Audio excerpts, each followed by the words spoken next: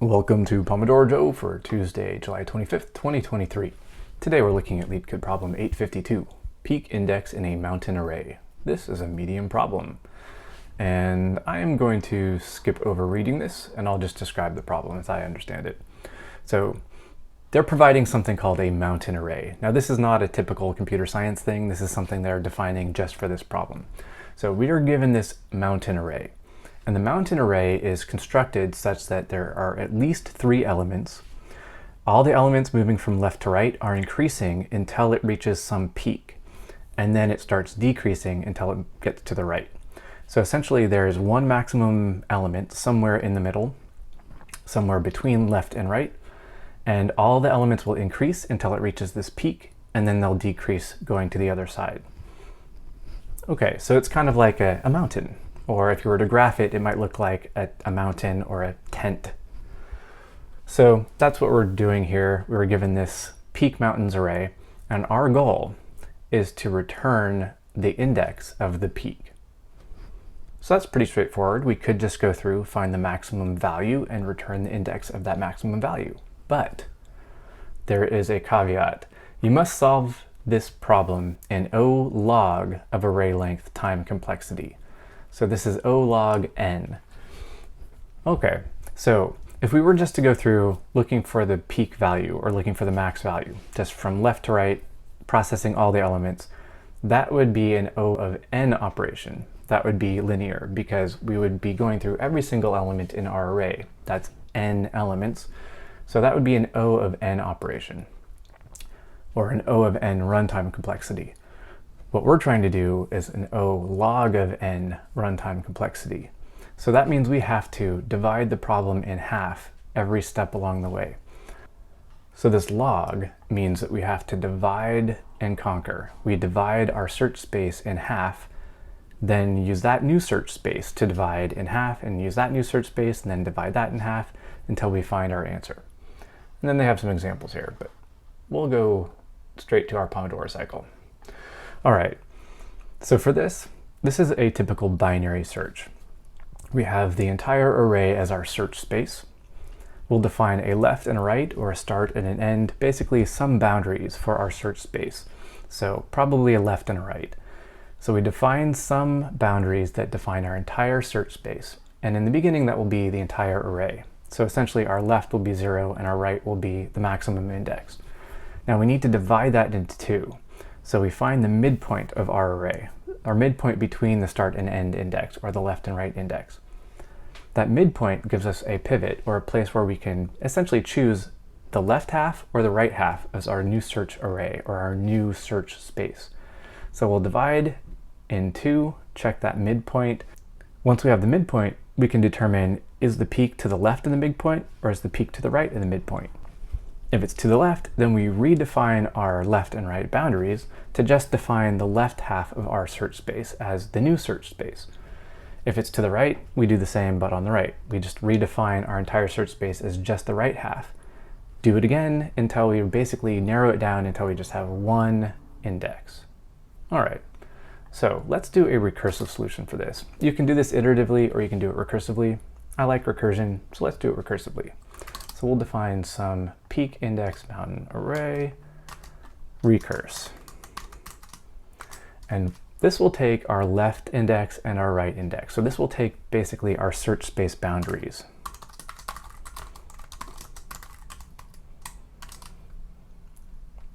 Now, the first thing I like to do here is just a simple check. If the left index and the right index are the same, then we're done. This is a search space of 1, so we'll just return either the left or right. It doesn't really matter.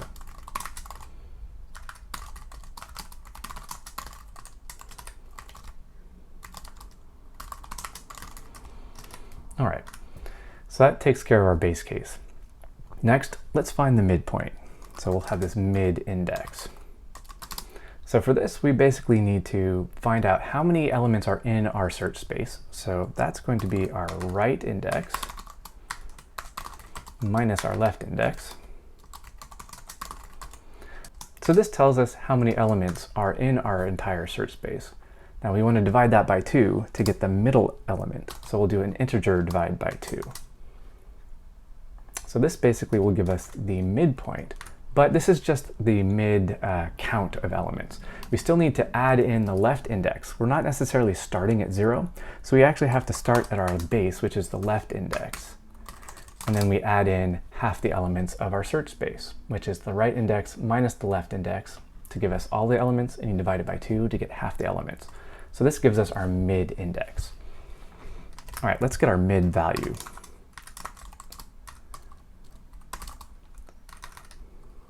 So the value at our midpoint is just the array at this mid index.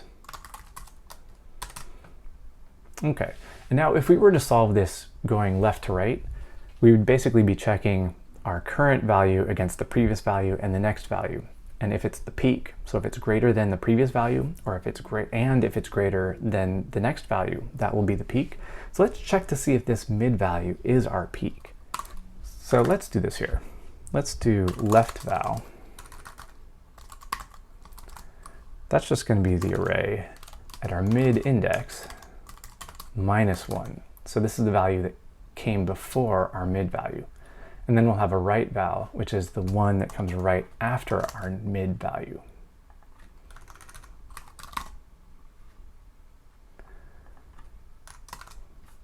Okay, so we have these 3 elements. The middle element called mid element, the left element, and the right element. So that's just each element on either side of our mid element. So if our mid element is greater than both of those, that means it's the peak. It's greater than the one to the left, and it's greater than the one to the right. This is our peak. So let's just check that here. So if our left value is less than the mid value, and the right value is less than the mid value, then this mid value is the peak, and we'll just return the mid index.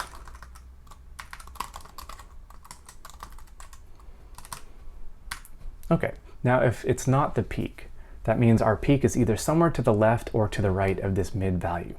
Let's figure out which side it's on. So first, let's just check. If the left value, if that's less than this mid value, that means that we're still rising. We're on the left-hand side. That means the peak must be on the right-hand side somewhere. So let's basically change our bounds. So we'll do a recursive call. So we have new bounds. Well, I could do that here. Let's do this here. So the new left index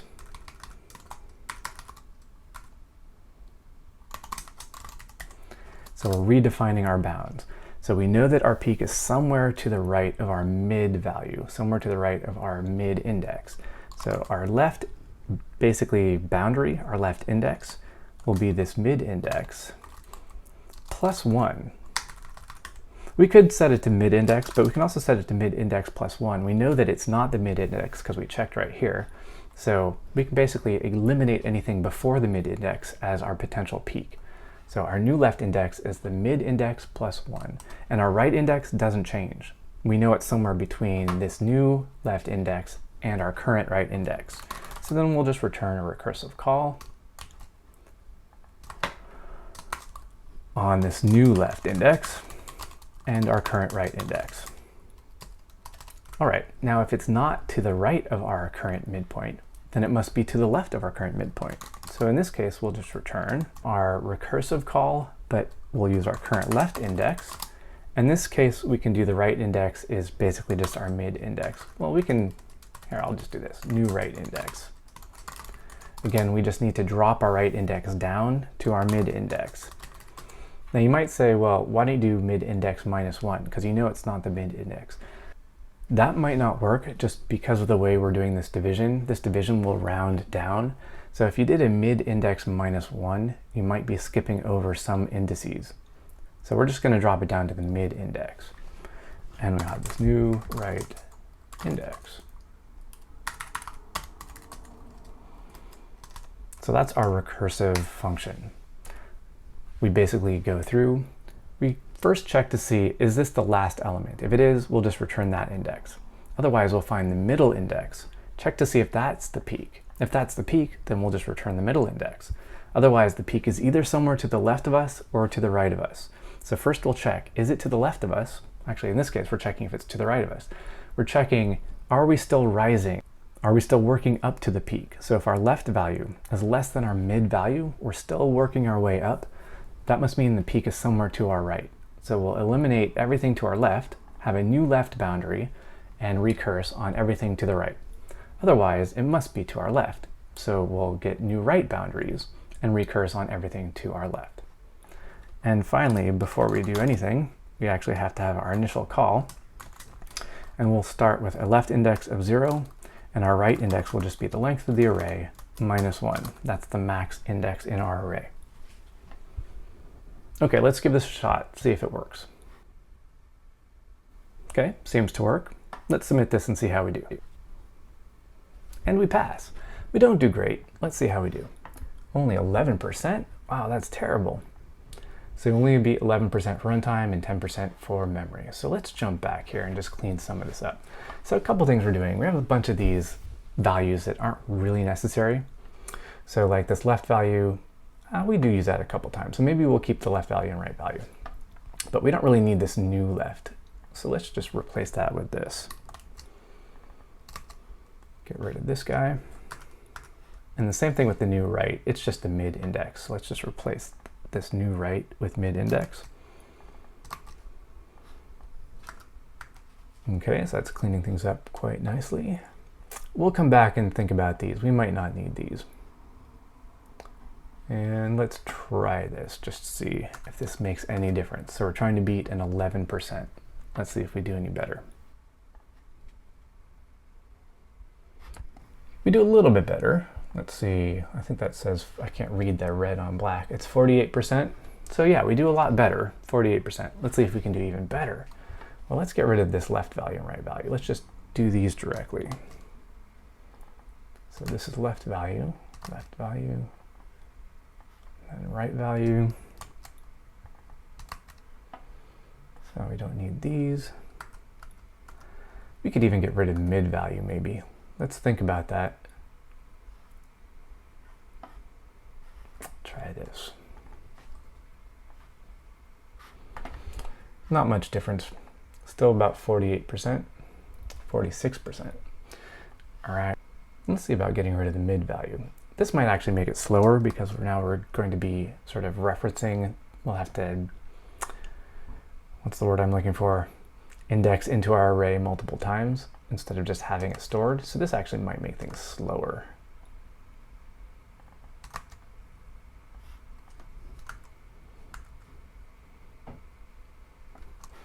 All right, let's try this.